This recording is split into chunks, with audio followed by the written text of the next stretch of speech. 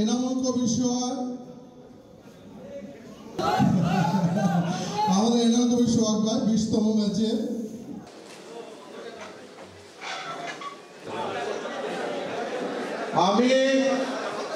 উপস্থিত হয়েছেন। বিগত 16 বছরে ফ্যাসিবাদ এবং এই তাবেদার সরকারকে মোকাবেলা করার জন্য রাজপথে এবং ইনডোর আউটডোর সব কর্মসূচিতে বিএনপি ঘোষিত সব কর্মসূচিতে এই ডেজার ভূমিকা ছিল অনবদ্য। এবং ডেজার এই ভূমিকা শুধুমাত্র আমাদের ক্যাম্পাস ভিত্তিক না, আমাদের এই অবদানগুলো একটা প্ল্যাটফর্মে নিয়ে আসে বা একটা ম্যাগাজিনের মাধ্যমে আমরা আজকে প্রকাশ করেছি, সেটা সুবিনীর কিছুক্ষণ আগে প্রকাশ হলো।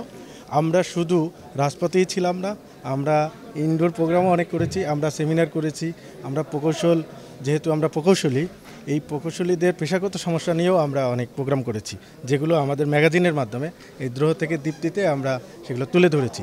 আমাদের উদ্দেশ্য ছিল হলো বেগম খালেদা জিয়া ঘোষিত কর্মসূচি, বিএনপির চেয়ারপারসন এবং বিএনপির ভারপ্রাপ্ত চেয়ারম্যান জনাব তারেক রহমানের যে ঘোষিত কর্মসূচি, সেই কর্মসূচিগুলো আমরা ডেজা থেকে অনবদ্যভাবে ধারাবাহিকভাবে এবং বিরামহীনভাবে দীর্ঘ 16 বছর আমরা সেই কর্মসূচিতে ইউনাইটেড ছিলাম এবং রাজপথে সক্রিয় ছিলাম।